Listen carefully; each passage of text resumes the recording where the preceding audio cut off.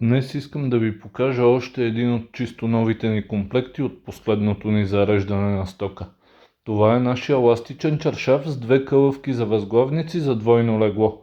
Комплекта се състои от чаршаф с ластик с размер 160 на 190 см, плюс допълнителни 30 см, за да обгърне матрака и да прилепне и да се опъне перфектно за него, и две кълъвки за възглавници с размер 50 на 70.